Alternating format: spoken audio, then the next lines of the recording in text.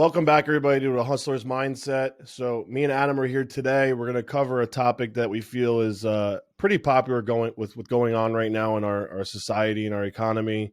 We're going to talk about how you can utilize your credit to your advantage if, God forbid, you get unemployed or, God forbid, you have run into money problems. There's a lot of things that we can sit here and teach you about that could be very helpful if, God forbid, we go to another lockdown and, God forbid, you can't go to work, or maybe your income is restricted for a little while, or maybe you just need some extra spending money for your family. And we're going to talk about that, and then we're going to go into a Q&A. We have a couple questions we're going to answer from our Instagram, and that'll be today's episode. And obviously, every week we're going to be pumping out episodes for you guys, and hopefully we'll be doing more, maybe 2 a week once Adam gets settled into his new home in Florida, and he'll have a cooler office set up. But what's going on, Adam? How are you? Yo. So we got a good response last time with everything. We did. And it was just it was a good intro. I think people respect the fact that we're helping them out for free, essentially, with this podcast. And, we both come from with a lot of experience to the table. So today, I thought it would be a good idea for us to talk about how we can help people use their credit to their advantage right now, instead of just using it as like a cash cow to buy new clothes or new whatever. Maybe these people lost their job and they don't have income coming in right now, or maybe they have less income coming in, or whatever the case may be. So where do you want to start for this, as far as what we could use with credit for this? Yeah, so I mean, I got a huge, I'm sure you did too. I know we spoke about it briefly, right? But I got a huge response from the first episode that we launched last week. Yep. The amount of DMs that we got from Instagram alone was way more than I expected. I don't know how many people actually tuned in, but the response was huge. So that was pretty cool. Yeah. And yeah, it has a lot to do with the fact that we're just giving real, true advice that a lot of people not going to give you for free. No, right? Definitely not. They're going to charge you for it. Everybody wants to get the next mentor, and these gurus, right? They're charging thousands of dollars for these programs. But at the end of the day, everybody's entitled to this information. It's information that I personally have paid thousands of dollars for. Yeah. But because it's helped me, it's only right to pass it on. And everybody, that's how the world works, right? Yep. You pass on information, you use it to your best knowledge. And maybe the knowledge that we give you, you're not going to be able to do the same things with, right? Yep. It's how you utilize it. So at the end of the day, that's what we're trying to do. So yeah, here we are. We're going into the holiday season. A lot of times around this time of the year, people get themselves in a lot of trouble, right? With credit card debt. Major, right? So, and it's not because they do it purposely, maybe most of the time, but they don't understand the importance of their utilization. I know we spoke briefly about this last episode, right? Yep. Utilization makes up 35% of your credit score. Yep. So, like, if you're like majority of the people who don't pay attention to your credit, if you don't check your credit on a regular basis, if you max out your credit utilization, so say you have, I don't know, let's make it easy. Say you have $1,000 credit limit. Yep. And you go buy something for $800. Now you just utilize 80% of your overall spend. Yep. You're going to watch your score plummet. Yep. Literally plummet by the next time it refreshes from the bureau. So by paying attention to your utilization plays a huge role. So there's ways to get around that, especially going into the holiday season for sure. But what are some things that you took off from the last episode that I know people reached out to you about? Yeah. So, when we look at credit as a whole, I think so many people are just worried, about the score. And at the end of the day, like you said, utilization is massive. When your bill due dates is very important. I think a lot of people don't pay attention to their due dates. So when they have the opportunity to be able to even minimize that like you said, that utilization before their due date, so it reports to their bureau. Because you've even taught me that, and I kind of forgot about some things that I learned over the years to keep that utilization down. If you have that extra money to let's say to keep that utilization down before the due date comes or reports back to Experian, TransUnion, whatever. That's huge. That will help keep your score elevated and boosted. Because if you have the money, you just obviously pay the bills. You don't have to wait to your due date to pay the bill. And I think so many No, people of don't course realize not. so many people don't realize that though, and they're like, "Oh, my due date's not to the 20th." I'm like, "Well, Yeah, okay, so you can make double payment. You can pay as much as you want. You can get the credit if you want to get the credit limit down. Get it down. The credit, your credit balance, and so then when it reports to the bureau, at least you keep your score elevated. So if you want to go apply for a credit card or whatever if something needs to happen, you're able to do it. You don't have to wait another month for another billing cycle. for sure. That's huge. Now, I think a lot of people are unsure of maybe some things where they can use to their advantage during this time if utilizing their credit instead of using their cash right now. So maybe they want to hold on to their cash because maybe they don't have much income coming in. What are some things you think that they can use the credit card, their credit cards for? Is everyday life. Obviously, it's hard to pay your rent with credit cards. That's obviously an issue. But as far as your your car bill, your car cell phone bill, your automotive bill, your car insurance, your Hmm. groceries, all that stuff, you can be utilizing your credit cards for. For sure. Transferring them to So, credit cards with zero, the lowest interest, renegotiating your credit card interest. You can call up these credit card companies, guys, and negotiate. You don't have to take the interest rate if you've been a loyal customer to them for years. You can call up and negotiate and say, "Hey, I'm going through problems. Maybe I can't pay hmm my bill this month." You can renegotiate maybe an extended bill due date. I mean, there's a lot right. of things you can do if you call them and just ask before just letting your credit go to shit because you may have a 30-day late or 60-day late, 90-day late, whatever. There's ways around it. Just calling these creditors, they rather hear from you than just sit there and think they're not going to get paid. So, Yeah, there's definitely some negotiation on there because at the end of the day, they're gonna rather take something than nothing, right? That's how they make their absolutely. money is off of the interest. But um, these credit cards are here for a purpose. They're not here to get you into more debt. You gotta use them as a tool, right? And you gotta look at them as such. Yep. So most of these high end tier cards, or most cards in general, come with a reward system, right? Yep. So you want to use these rewards to your advantage because you can either take these points that you accumulate from spend as either cash back, um, which at the end of the month could add up to a really nice amount of money, Yeah. if you spend it properly. Or you could take it as travel points, right? And you never have to pay for a flight, hotel ever again. Yep. And we were talking about that too, right? When was the last time I paid for a flight? That's why I'm back and forth to Florida Yeah. every Friday. So, um, but going back to what you just said, there are actually some tricks where you could pay your rent utilizing a credit card. Not Okay. many people know about. Let's go ahead. Let me hear this one. So, most companies, whether you live in an apartment complex, or any type of uh, how to, any type of development that is owned by a corporation rather than a landlord, right? Right. This might not apply to individuals that live in homes that are privately owned, Right. right? And you're renting out, say, somebody's basement and you got to pay them in cash every month. That might be a different situation.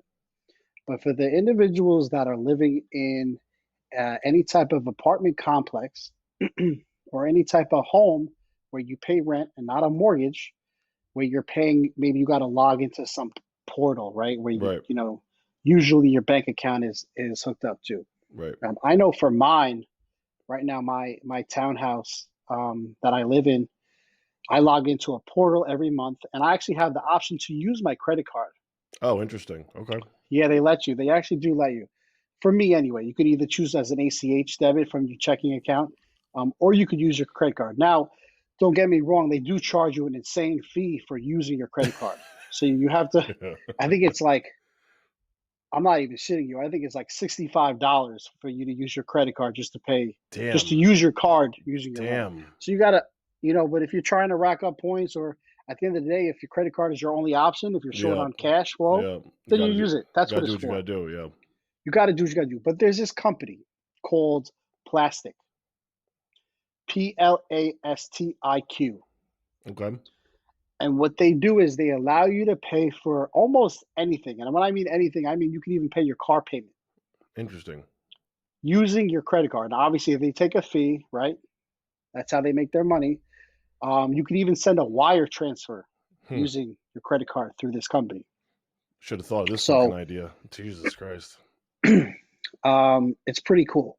So you could use it paying your rent, car, normal everyday things that you typically wouldn't think of being able to use your credit card. Right.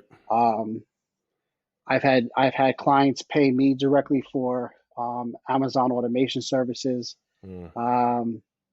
or even any type of mentorship programs where they didn't have the liquid capital. They paid it through a credit card using plastic.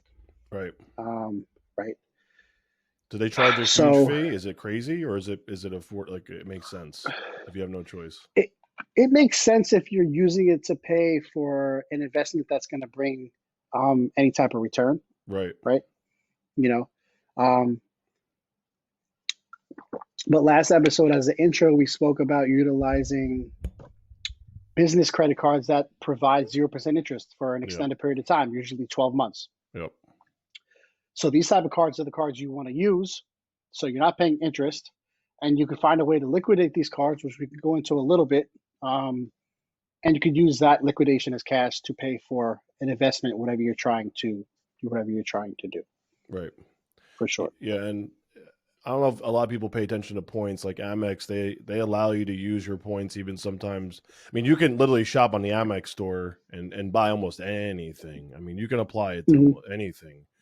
And anything, yep. There's a lot of people that don't even know that. Like, they don't even look into it. They don't even pay attention to it. They just think it's a credit card. And there's so many things you can. I mean, you can apply your points to your balance if you want to. If God forbid you're strapped for money, your points, cash back. A lot of people don't even know these simple things. They offer you higher points value even if you throw that into what was I on the Amex portal the other day, or was it Chase, where if you put it into a gift card, like say a Home Depot gift card or an Bed Bath & Beyond, okay. Instead of them giving you, because if you take it as cash back, say you have 100,000 points, that's equivalent to $1,000 as cash back. Right. But if you were to put it into a gift card, maybe they give you 1.5% back. Right. So now you're getting $1,500 worth of a gift card instead of $1,000 as cash back. Yeah. So they give you incentives. Yeah. Yeah. So I think I did that once. I took $1,500 for a gift card for the Olive Garden. It's a good spot though. I like Olive Garden, even though I gotta get my money's worth. It's a ghetto Italian place. I love it though. Fucking garlic sticks are amazing, yo. Listen, I got you $1,500 worth of breadsticks. That's how I got the $350. It was out of breadsticks. But there's definitely some tricks of, which I wouldn't even say they're tricks. A lot of these there's so many people that don't pay attention though. They don't read the fine print. They don't look at the brochures that get sent in their mail. Like, they don't even look. They don't invest in anything, and they don't invest their time into looking into it. It's like, oh, it's just a credit card. I got how much money? 5,000. Okay. Like, I'm like, no, dude, you got to look at the reward system on all these credit cards. That's why I always ask you, like, what's rewards? What do I do with this one? What should I do with that one? Because you study it too. And there's just so many tricks with these things that you could take advantage of and utilize your everyday life. And it's not about being cheap or anything. It's about utilizing it. If you're spending money, I deserve to get something for it, especially on a card. Like Adam said, of course, I don't touch my cash. I never have cash on me either anymore, ever. Now that I have established my credit again, like we shared the other day on Instagram, I'm a 733 again, which is crazy. Fucking amazing to be back in the real man score. And I was in the 500s, guys, literally 3 months ago. Like, not only it's even that long, actually. It's been a very short period of time.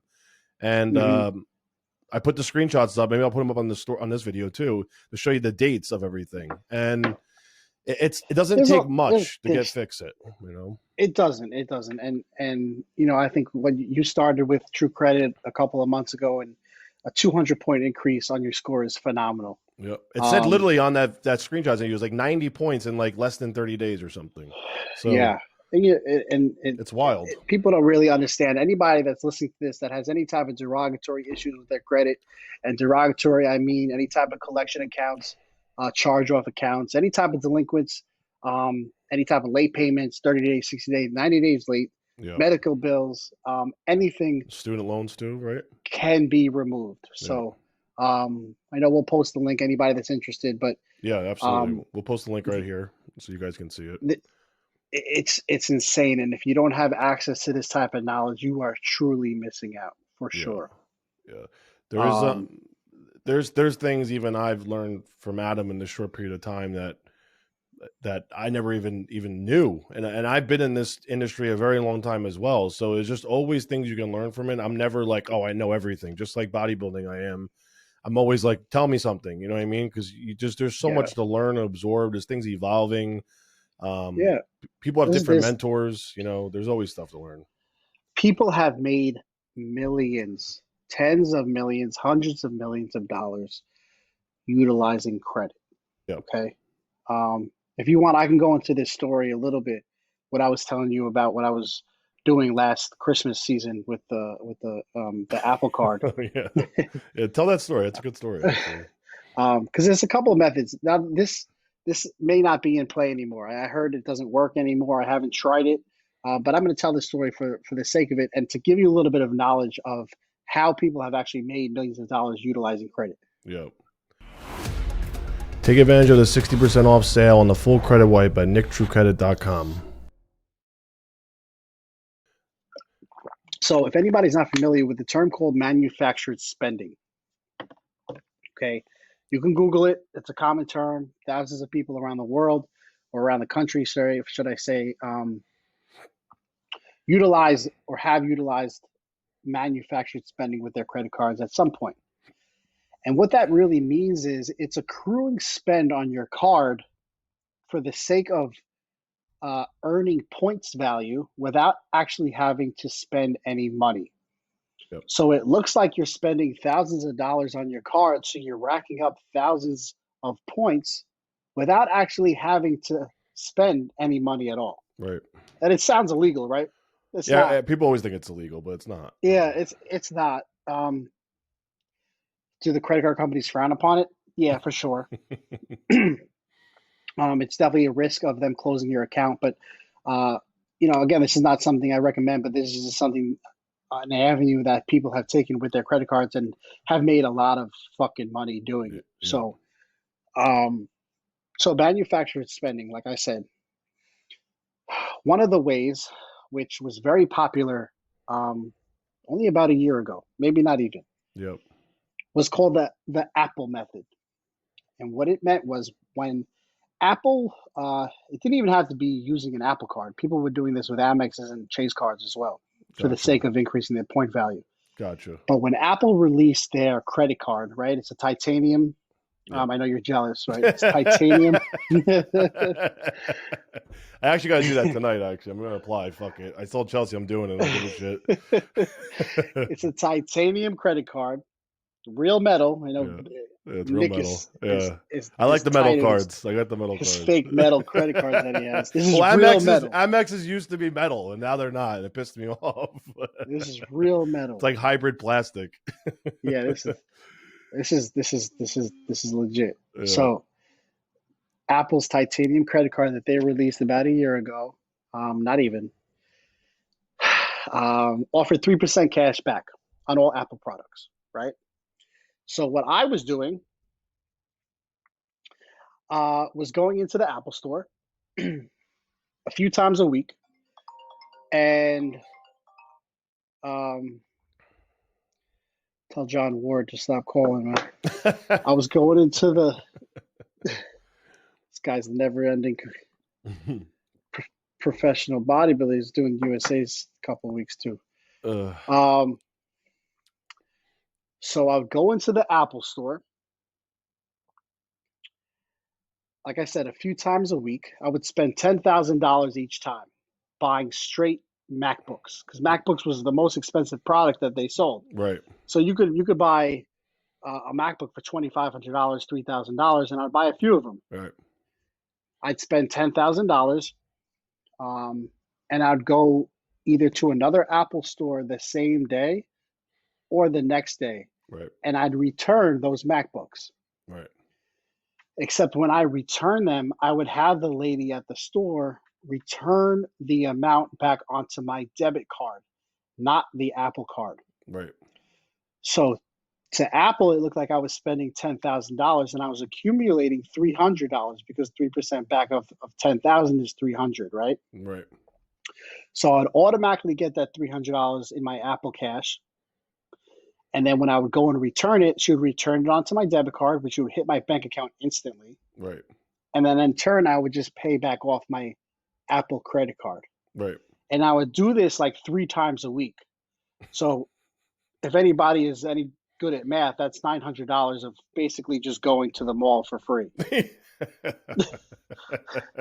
Call it Really $1,000. So call it $1,000. So so, 4G's a month. It's pretty good. So that's like 4G's a month for just going to the mall. That's our rent. Yeah, exactly.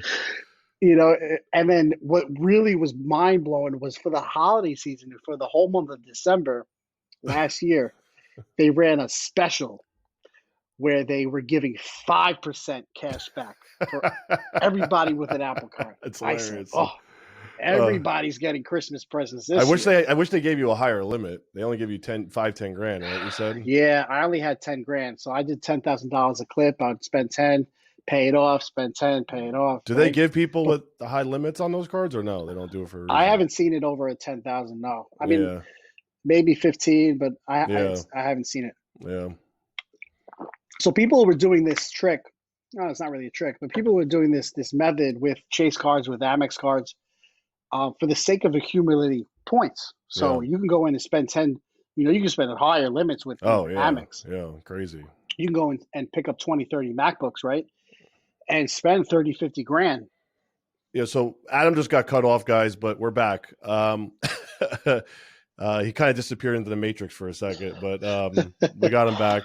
So basically what we're talking about is just reward points on these cards, and how there's manufacturer little tricks to them. And Adam has other ones as well, but we'll gradually talk about them on different podcasts. But what he was talking about, though, what he was going into, and I was going to say next was, now that I have these Amexes for my business as well, instead of me buying all my inventory now with cash and not getting anything in return for these big lump sum charges that I make every month or every couple of weeks, actually, to restock my items that I sell, I use my Amex now for my business, and the amount of points I get, guys, from these transactions is insane. We're talking hundreds of thousands of points, and for sure, this is something that I was missing out on for the last 4 months because I didn't think about it. And this is something that, like I said, that's why you need people around you that do this, similar things or know little tricks like this, because these little things can make you a lot of money on the side. Because at the end of the day, even though I'm not getting those points in my hand, that's still value. There's still a lot of value to that. I can utilize it for my daily life. Like you said, flights and everything else, all the rewards. So Amex, on top of restocking my inventory, is also giving me points. It's a win-win all the way around for myself and my business. So these are all little things. Like if maybe you're having a hard time in your business, maybe you don't use an Amex, you got to pay it off every month if it's a gold or platinum, but because those are just charge cards. But maybe you have a Chase card or you have a Barclays card or whatever. Think about utilizing your credit cards for inventory instead of putting all that your liquid cash into inventory. God forbid you're not selling it as fast during this pandemic or whatever. Maybe you want to make an investment into a business opportunity. Use your credit cards for these opportunities, because now you can pay them off slowly. You have opportunities to renegotiate interest rates. It's almost free money for you on most of these credit cards or charge cards. So those are huge things you guys can use to this advantage, especially during a pandemic, or maybe it's a slow season. Keep your liquid cash as much as you can, guys. I mean, it's so crucial to build up your cash and your credit. It's not just crucial to spend all your money and not getting the return for it. There's really no reason why you should pay lump sums of cash and not get something for it in return, other than getting inventory as well. What were all those? Let's talk about also real quick before we go into Q&A. Remember those places that would give you those credit lines when you have, not the greatest credit? Remember we were talking about them? I forgot the name of them. It's slipping my mind right now. You talking about the banks, the credit cards? Yes, yes, like the ones that would give you like 5Gs. Remember we're talking about those?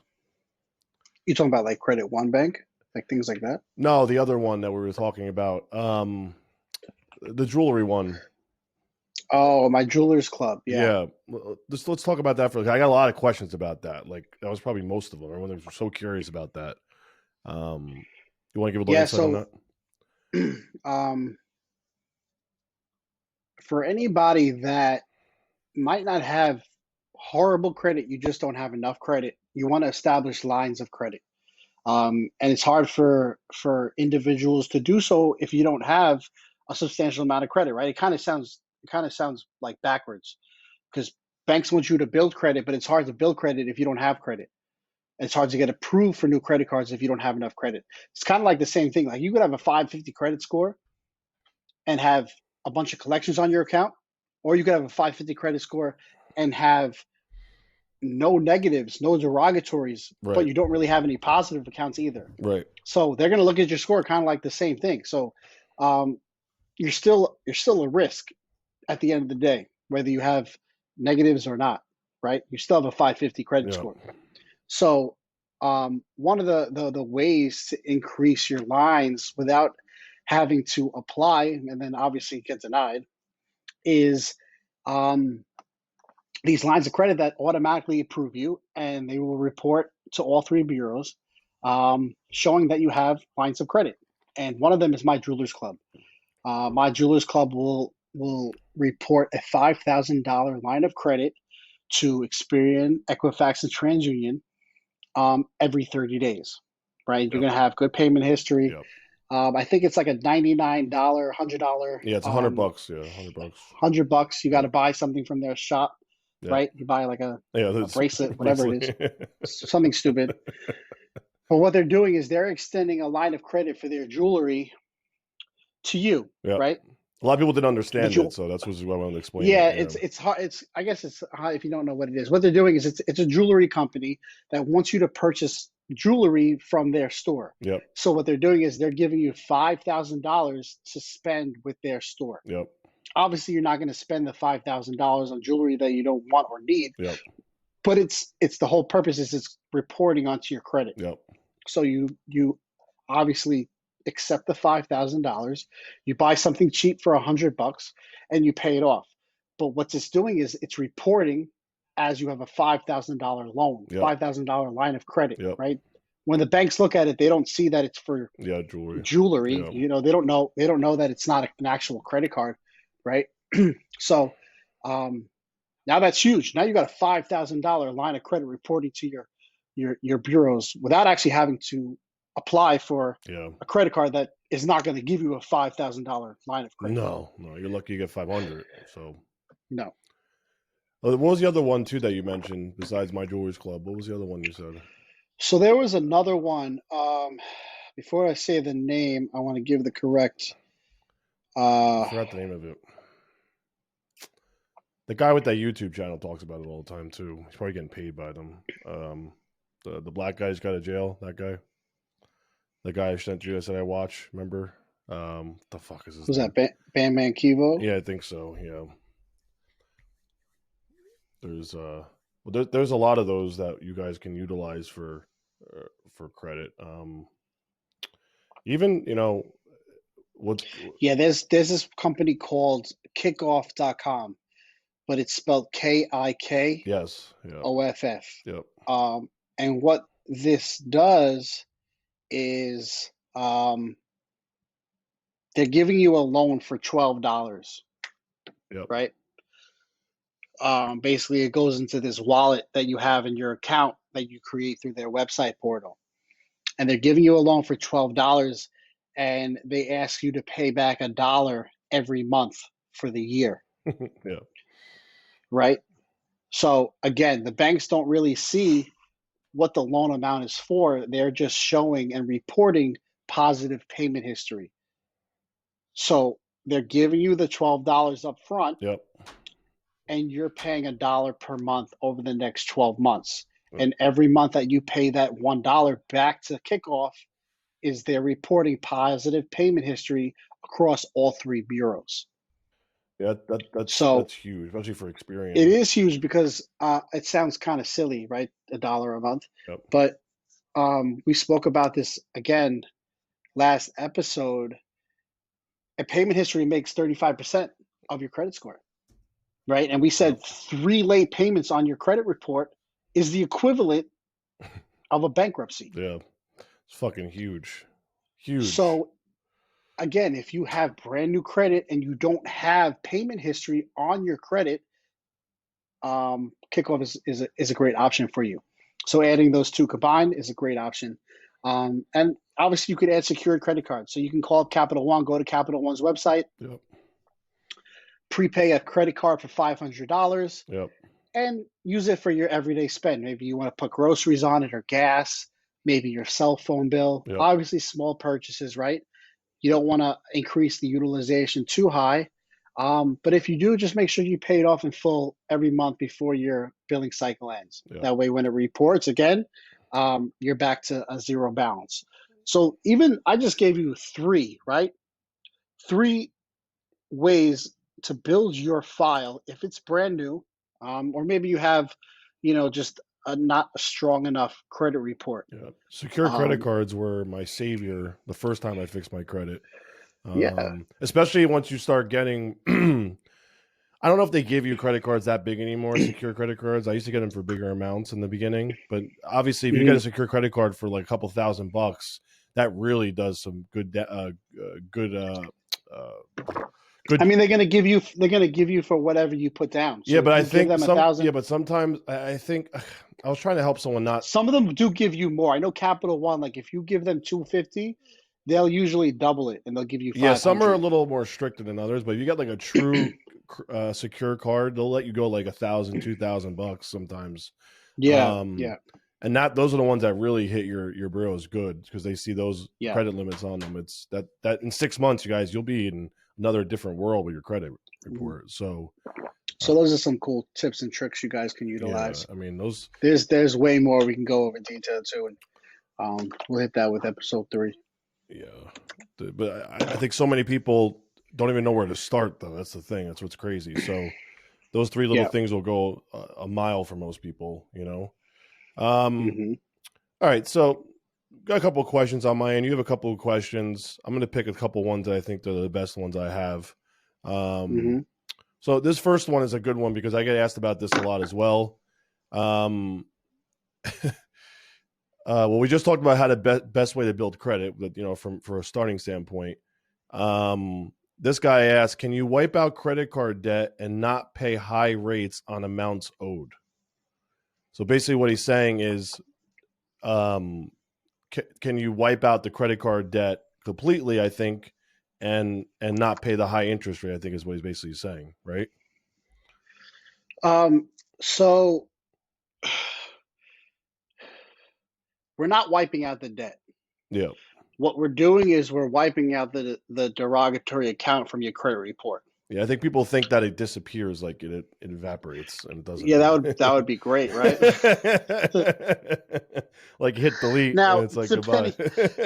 depending on the severity of the balance that is owed, the creditor may or may not um, decide to come after you for it. Right, And what I mean is, if you owe at least $10,000 to a bank, right. there might be a good chance they might try and come after you, Yeah, legally. yeah. And again, at the end of the day, it's not the end of the world if you No, get sued by a bank for any debt. You're not doing jail time for it. It's not a criminal no, charge. no. It's no jail time. No. At the end of the day, all they want to do is settle. Yeah, So if you owe $10,000 and you get a letter in the mail or you get served, lawsuit papers for to appear in court, yeah, at the end of the day, you can probably just call them up and say, "I'll give you 5,000. I'll give you 4,000." yeah. They Anything. might even take a quarter Yeah, quarter um, of the balance owed. At the end of the day, they just want something rather than nothing. absolutely. It's their attempt to collect the debt because they have exhausted every other means possible. Yeah, They sold it to a third party collection agency. They couldn't get it from you. yeah, So this is the last possible debt. So what we're doing is we're removing the account that account has now fallen in. If you stop paying any bills, those accounts will fall delinquent, and then they'll fall into a charge-off, into a collection account. Once that account is in collections, we can then go in and remove that collection account. Yep. But we're not removing the debt. So you could still be responsible for the debt. But at least you'll have good credit, right? Yeah. Yeah. And then you can at least start back from square one again, you know? For sure. Yeah. So this is a good question too. How long does it take to go from a bad credit score, say 500 to 700? So, you know, this has got multiple answers to it. I mean, there's really not just like 2 weeks or 6 months or whatever. It really depends on what is derogatory on the account, on your account to begin with. You know, it really matters how many positive accounts. Well, yeah, but how much established credit you have as well. Right? How much established credit? Yeah. Yeah. Because we could remove, if you're. We even spoke about this last episode. Issue. Yeah. Yeah, if you have a complete file full of negative items, and then we go in and remove all those negative items, you're still going to have a shitty credit score because now you're starting from scratch again. Yeah. And now you can utilize those tools that we just presented to you, right, through My Jewelers Club and Kickoff and a secured credit card, and you go into the bank, get a secured line of credit. But we got a clean slate, though, at least. So at least you have a clean slate, and now you have a base to start with. But if you're somebody who has 5 or 6 positive standing accounts, but you fucked up with 1 or 2, and then we go in and remove those 1 or 2 fuck ups, now you're in the 700s. Yep. Right. So it depends why you have a 500. Do you have a 500 because you're a complete scumbag? Or right. Do you have a 500 because you just got a couple items that need to be removed? Yeah. Also, some kids that also hit me up were like, "Well, I have a 700, but I can't get approved for this and that." I'm like, "Well, like I said, like we just said, you have to have established credit because you're probably going to have a decent score if you only had 1 credit card and paid it off and never used your credit again." But when someone goes to pull when they go pull your credit report and there's no established credit and they have nothing to base off any decision off of how much money they want to give you, you're not going to get approved for it just because you have a high score. It doesn't always equal a high credit card limit, or you're going to get approved automatically. So, and at the end of the day, it doesn't really matter what your credit score is. An underwriter is going to go in and look at your file, and they're going to base off their decision on the accounts that you have, the length of the accounts, and what negative accounts you have. So at the end of the day, it really doesn't matter what your credit score is. No, it doesn't. And a 700 really isn't that great. No, it's to not. be honest. No, it's not. To get approved for these type of credit cards that you're probably trying to get approved for. The minimum that you really want your credit score to be is a 720. Yeah. And you remember we spoke about that when you were trying to apply for Amex. Yep. I said make sure that your score is a 720. Yep. And you got to know which bureau that bank is pulling from. Yep. So American Express, at least in New York and New Jersey, pull from, and Florida too, pull from Experian. Right. So you want to make sure, if you're trying to apply for an American Express card, you want to make sure that you have at least a 720 with Experian. Yep. So that means you can have a completely fucked up TransUnion or Equifax because it don't even matter. They don't even look at those 2 bureaus.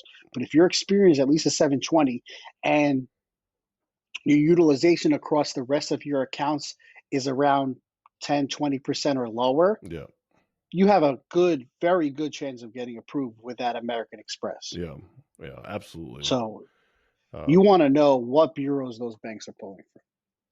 Yeah, too many people just sort of solely focus on the score, and at the end of the day, that doesn't really add up too much. But listen, like your credit report is a pretty good idea of what type of human being you've been for the amount of your life if you paid back at least as far as your money goes, right? So it's like your bill of health when it comes to fitness, right? Your blood work, right? It's going to tell a lot, so they'll be able to tell you if you've been a scumbag to the creditors, for the past X amount of time. And remember, you young guys that want to establish your credit, you don't have to wait until you're a certain age. You can start early as you want. You can start establishing credit cards. And especially when I was a kid, it was so much easier getting credit cards. But nowadays it's a little harder. That's why you get those secure cards.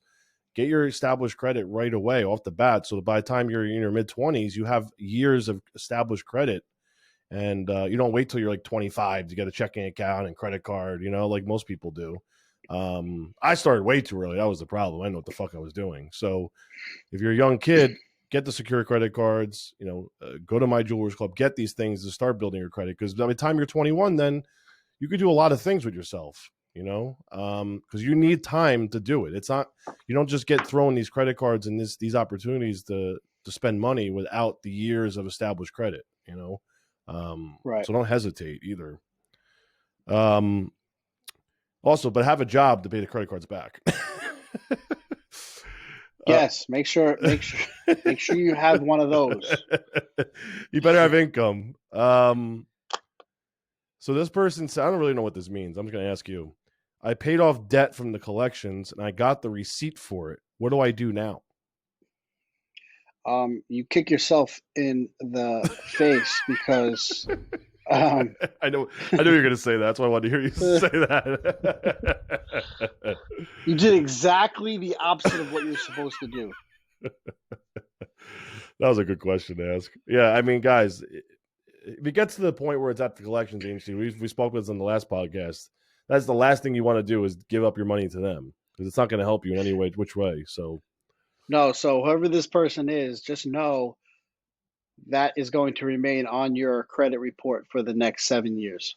Yeah, I was about to talk about the 7-year thing too. It's so funny. There's no way to remove it because now you just validated that it's your debt. Yeah. So you agreed to pay something that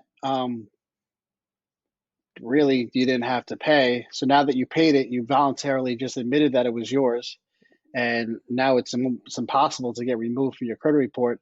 And not only that, they don't really care that you paid it. It's still going to stay on your credit report for 7 years. Oh yeah, they don't give a flying F at that point.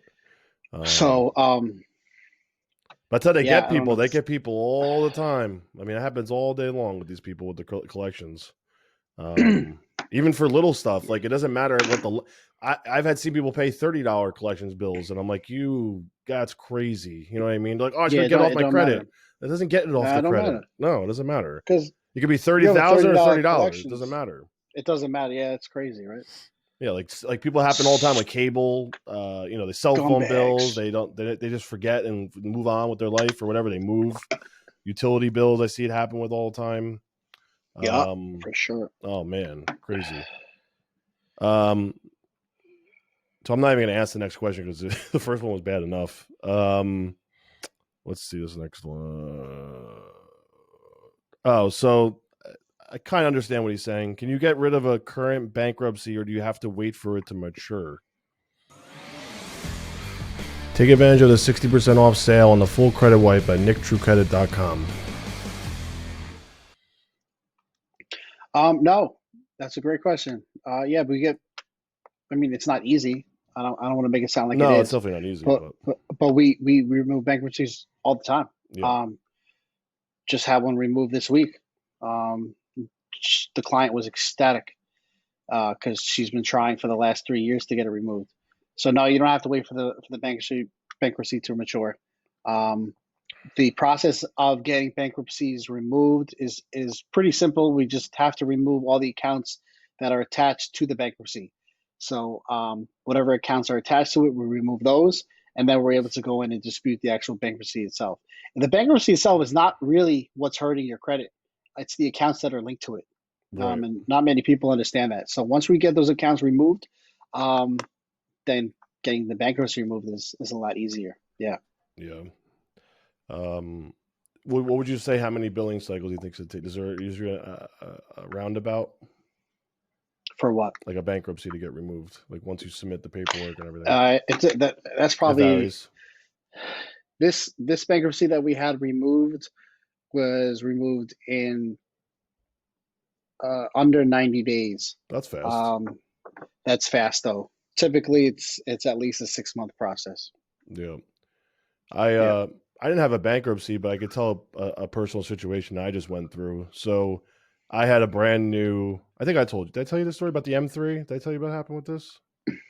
Yeah. They got stolen and they tried to blame me for it. Did I tell you this whole story? I had to hire a lawyer. Oh, no. Oh, I didn't tell you what happened? Oh, man. I mean, this doesn't really have anything to do with bankruptcy, but it was something to do with getting the car off my credit. But I leased a brand new M3. This was 2 years ago now. Shit, it's been 3 years. 2 years ago, I had the car for maybe 6 months. And I went to the gym with my friend Mike. We went and got some dinner. And then I end up not going to get my car at his gym, and it was kind of in the ghetto. It was in Newark, but it was parked tucked away. Like there's no way anyone even saw the car there unless you literally walked back there in the parking lot and went behind the building. So like a jerk off, I left my car there because at the time I was selling cars. Actually, this is 3 years ago, and I had other cars to drive. So I was like, I'll just leave my car. I'll get it tomorrow. It's no big deal. I'll just switch it out. So the next morning, I texted him like, "Hey, I'm going to come by and grab my car." He's like, "Oh, it's gone already. I thought you picked it up." And I was like, "What the fuck are you talking about? It's gone." So he sent me a picture of his parking lot where the car was, and it wasn't there. So I immediately took an Uber there and realized my car was stolen at this point. So I'm like, God damn it. So I went to the police station, reported it.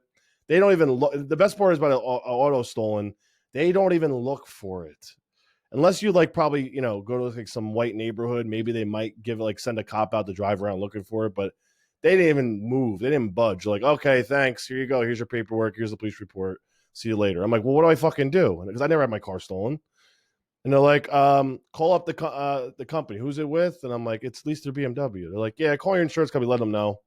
I'm like, so you guys aren't going to do anything? They're like, what do you want us to do? I'm like, you're not going to drive around anything? Not, you don't go look around? Nothing. Like, no. They're like, it's gone. I'm like, okay. So of course the car's got tracking. It's got GPS in it. I'm like, so I immediately call BMW, tell them my car's stolen. Can you fucking locate it? They said, no, we can't do that without police authorization. So I said, how am I supposed to do this? I just left the police station. They told me to call you. So I end up giving up. So I call the insurance company. I'm like, listen, I try to call BMW to track the car. They're not willing to do shit without some type of court order because supposedly it's an invasion of privacy. Supposedly they had issues where people were like, their husband and wives or whatever, and they call up and say their car's stolen. They lie. So they can't prove it. So they're not allowed to do that supposedly. And I was like, so what is it for then if we can't take advantage of this GPS device? So it was a disaster. Ends up going into collections because I didn't make any payments on it after my car was stolen because I figured it's stolen. I'm not going to pay my car. Months went by. Right. I get a letter in the mail saying now I'm getting sued by BMW because my car was not paid for. It's in collections. They're coming to repossess the car. They try showing up to my house with tow trucks. I'm like, guys, the car, it's gone. Like, what are you doing? No one's communicating with each other. Long story short, I had to get a lawyer because then they filed a lawsuit against me saying that whatever reason they're trying to give that I supposedly hid the car or whatever, that it was a setup. Now, mind you, obviously I had the lawyer. We proved them wrong that it was not obviously some type of shady deal, but they hired forensic accountants. I went through hell for almost 2 years with this, and I ended up winning the case, obviously. But after hiring a lawyer and that whatnot, being dragged through the mud through through these crazy what do you call it, interviews, they put me on a poly. They did all this all over my car being stolen. They treated me like I was a criminal. And now I finally win this case. So I'm like, finally, and this is why I had the opportunity to build my credit again, guys, because this just literally just happened a couple months ago. And finally I proved that I won the case. So I'm like, get that $80,000 fucking collections off my credit report. It was literally destroying my credit. And, months of not, almost a year probably of not paying it. So they just kept marking my payments missed on my credit, just ripping my credit score down. So then finally I had to hire my lawyer back to get the fucking thing off, literally to show that it's paid because they put in collections and then basically said it was a collection and I paid it off. So I was like, no. You're not leaving that on my credit because that will destroy me for the next, like you said, 7 years. So I had to hire the lawyer again and pay him again to get that reversed, to show that paid in full, that my credit. That's crazy. But dude, it was literally hell. I literally felt like I was in like some type of CSI shit because they were polygraphing me. They had interrogators. They recorded everything. They had my dad come in, my best friend come in, my girlfriend. They had, they made a full-blown investigation like I supposedly sold the car. And then I had the, cell phone records, Easy Pass, bank accounts, whatever. They visited like every property I've ever lived at to see if the car was hidden. It was That's nuts. crazy. I don't know if it was because the car was expensive or if it was just because they let It was the. probably because the car was expensive. Yeah, You think that's what it was, I'm honestly? sure.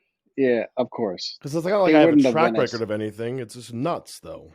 You yeah, they know. wouldn't have went as hard if it was for Toyota Corolla for But sure. yeah, it was something though that was destroying my credit for a fucking long time, like a fucking Yeah. long time. And then the fact that they put it into collections like that and said it was paid in full, and I'm like, no, no, no, no, no, no, no, not Yeah. happening. So, you have some questions you want to read off real quick? Mine actually got deleted because it was over 24 hours ago.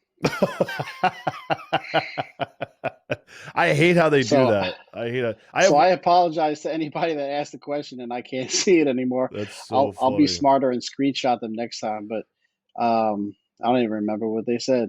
I don't know. Do you understand what this means? Maybe. Will deleting newer credit cards increase my years of credit? I don't know what he means by Well, that. what? He says, will deleting newer credit cards increase Uh my years of credit? I don't know what that even means. huh. Well, that question doesn't make any It's sense at asked all. backwards. It makes no sense. I'm trying to decipher. So I'm trying to decipher what he could possibly mean. Maybe does he mean maybe what he like means is good, you don't want to get rid of accounts. like So if closed you have a cards? credit Maybe. card, Yeah. yeah, you don't want to close cards. I mean, we can kind of talk about that really briefly. But if you have a card, say, with Best Buy because you bought a TV last year, but you pay the TV off, and you're like, oh fuck it, I'm not going to buy another TV again, so I don't need the card anymore, so I'm going to close it. Yeah. No, don't do that. Yeah. You want to keep the card open because it shows that you have. So say you got approved for $5,000, right? At least you show banks now you have a $5,000 line of credit. You are responsible. You pay that TV off in full. It doesn't mean you have to keep using the credit card. You could just keep it open. Yeah. So Absolutely. keeping the account open actually helps your credit report and your file. You don't want to close accounts. Whether Yeah. you use the credit card ever again or not, keep the account open because again, what makes up your credit file is history of various accounts. Yeah. So if anybody wants to know how to get a perfect 800 credit score, it's by showing substantial amount of accounts and a mixture of accounts. They want to see that you have revolving lines of credit, multiple revolving lines of credit cards, right? Auto They loans, want to credit see that cards. they want to see you have auto loans. They want to see that you have mortgages, and they want to see that you have lines of credit, Mm-hmm. right? Lines of credit is like personal loans, Yeah. business loans, things like that. So Plus, that combination of yeah. all of them is what really transpires into a perfect credit Plus, score. keeping your the technical term in the world is DTI, like your debt to income ratio is good too. So obviously, if you go apply for something and your credit score is not that well, they might ask for STIPs and prove your credit, or Hmm. keep your utilization down, like you said earlier. So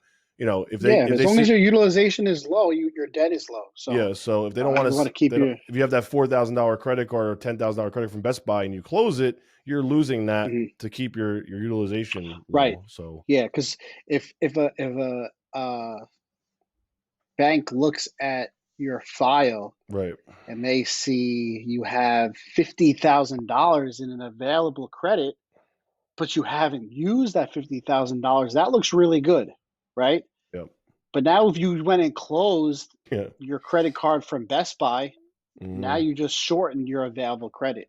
yeah, And then if you have utilization high on the rest of your credit accounts, so say you had $50,000 in available credit, but you're using 40,000 of it, that's really high. yeah, really high. So you got to play the game. You got to know when to pay these cards down before they report. And again, if you only have $1,000 to play with, right, $1,000 credit limit, doesn't mean that you can never use the credit card. Even No, if you only have some bullshit little $300 credit limit, it doesn't mean you can't use the credit card. no, You just have to know when your billing cycle ends because that's when they're going to report your balance to the bureaus and make sure you pay it off prior to that happening. yep, So you could rack that credit card up, spend every last penny. Just make sure you pay it off before it reports. That's all. yeah. I think too many people don't pay attention to their fucking due dates at all. It's like such the biggest problem No. ever, you know. Or what they do is they put them on, I think this is the worst thing ever, but maybe because obviously some people don't pay their bills properly, so they have to have auto debit on, but they make the auto debit like the minimum payment. So obviously you don't have a lot of money, I get it, but that's like the worst thing you could possibly do is have that thing on auto debit all the time, just paying the minimum payment. You're just paying max interest. No, you don't want to do that. Yeah. So many people do that though. So many people do that though. These credit card companies make their money by charging you interest. So the real secret, which is not a secret, if you don't want to pay interest on a credit card, then don't carry a balance. Yeah. There you go. Pay the card off. Yeah. So if you rack up $10,000 on a credit card, that's going to be a substantial amount of interest because I know these banks are charging you 25% a month. Yeah. Fucking getting killed. Yeah. But people are weird with that though. They for some reason they think that they can't do it or there's rules. Like people make their own rules in their head. Honestly, they really do. Especially if you don't understand credit. That's why we're doing this. We have this podcast. Yeah. Make sure you pay attention. Let's do one more question. I think we have time for one more question. Best way to continue to build credit once you have established credit is to get more credit cards. Basically saying like once he has good credit, like what takes you to the next level. And I think you kind of answered that, but it's just having that mixture of credit, and don't be afraid to apply for a new credit card as long as you're confident you'll get approved, you know, because you don't want to have hard inquiries on your credit, right? So also I can add to this. I think a lot of people when they go apply for a credit card, right, and it starts asking you all these questions and whatnot, people who have good credit scores can kind of, because I get this question a lot actually, people can inflate their income a little bit so they're able to obviously get approved for these credit cards for income purposes. Yep. People are like, oh, you have to put exactly what you make. I have to make $76,500. I can't, you know, but guys, listen, that's they're never going to ask for stips for a credit card either. They're not going to be like, show me your proof of income in order to get this credit card. Has that ever happened before? No. Yeah, that doesn't happen. No, they don't. They don't ask for. So you're allowed. It's not illegal to inflate your income on those credit card applications. You know, they expect you to. Yeah, they expect you to. Right. Yeah. Especially, you know, when they ask for like years at residence, your occupation, then they ask if there's any other income that's not taxed. I always advise to leave that blank, but some people may think differently. Their years at residence play a big role as well. Years at job plays a big role as well. They want someone that has an established life that's not switching jobs every year, you know. These little things that go into the credit app are important too. But a lot of people don't understand when you're filling out a business credit card application, you can use your name as the business entity, and you could use your social security number rather than the EIN number. Yeah. And as long as you have good credit, you'll be approved for that business credit card. And the reasons why you might want to apply for a business credit card is that 0% interest that we were talking about. Yeah. So Chase, in general, their business Inc. card, right? They have three of them. They have a preferred, unlimited, and a Inc. cash. I don't know of all three of them, but I know for a fact their Inc. unlimited card provides 0% interest for 12 months.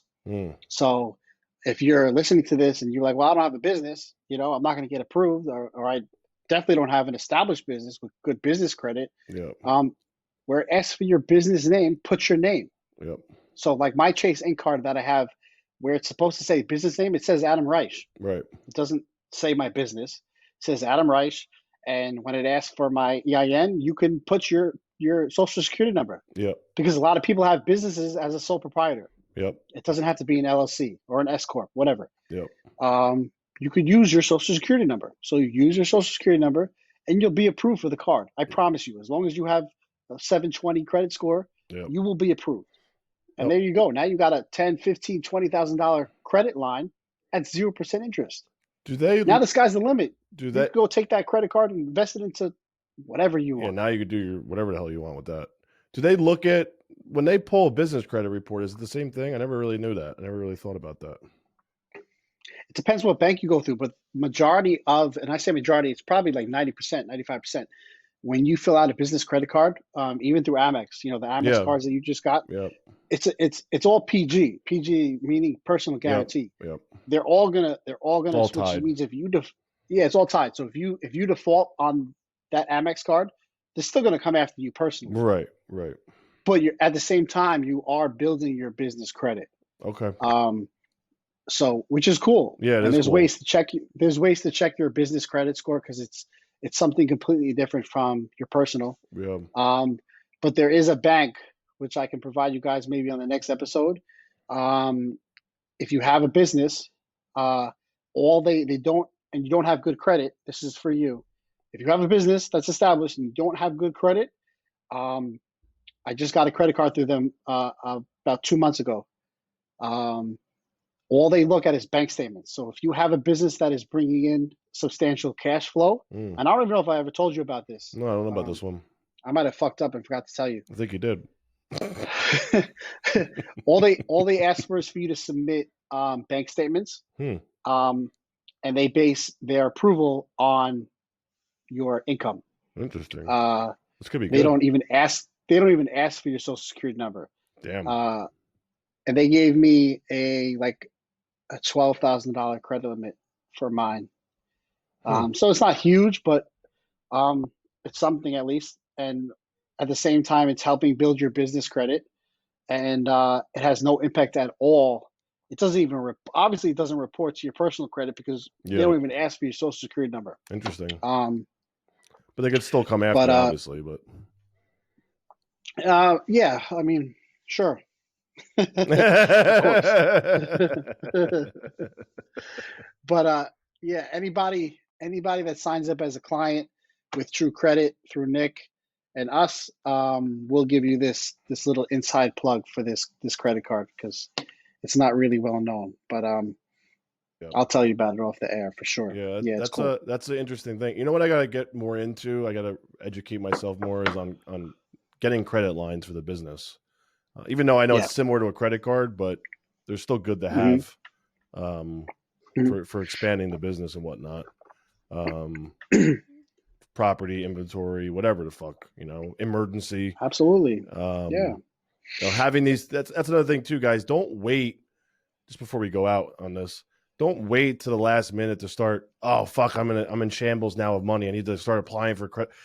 Do these things as you can gradually, throughout your life. Don't just wait to the last minute to start getting credit cards or credit lines. Like I'm always trying to think 2 steps ahead, 3 steps ahead. If God forbid something happens or invest into something, always use these things to your advantage. Don't just let them sit there and don't use them. I mean, it's crazy. So many people get credit cards and just let them sit there. Oh, I'm scared to use a credit card. Why? What are you scared of? If you have money coming in, you're fine.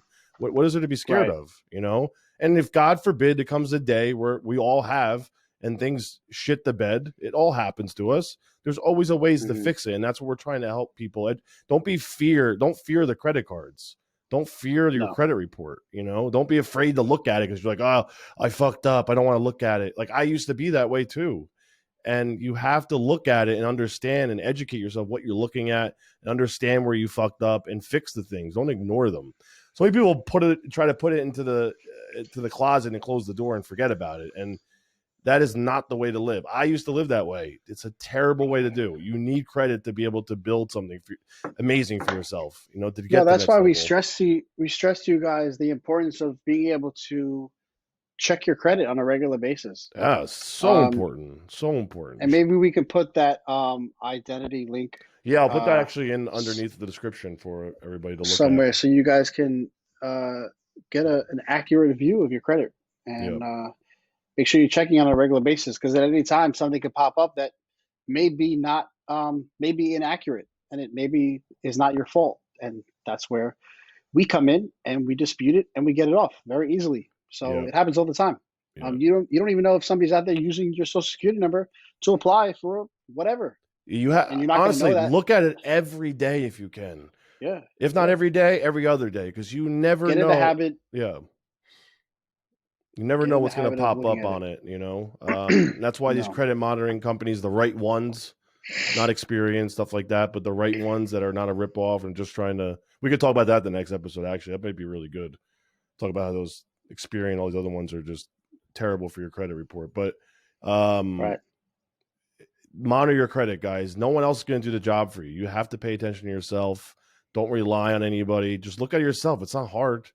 It's not Right. hard. Or ask for help from somebody. So, but remember, we have the credit wipes. I'm going to talk about that real quick, Adam. The credit wipe special.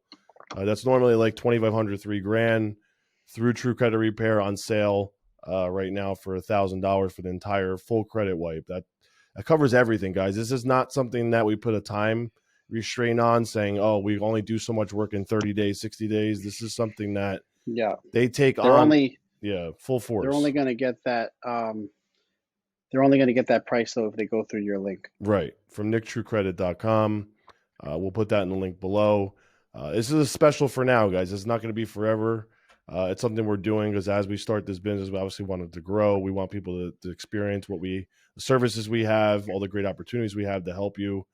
And obviously, this is not the only service we carry. So if you guys have any other questions, please inquire about other things that we do, trade lines, inquiry removals. There's a lot of things that we can help you with. So if you guys have any questions, you guys know where to find us here. Same on Instagram. I'll put our Instagram links on this video so you guys can follow us. And next week, another episode on Monday is coming out. This coming Monday, you'll have an episode, and then obviously every Monday following that. And we'll put the Q&A up again for next week's episode so Adam can get his questions. I'll post them a little bit closer to the recording time. Yeah. But yeah, guys, thanks for listening, and we'll see you guys next week. This is the Hustler's Mindset. Later.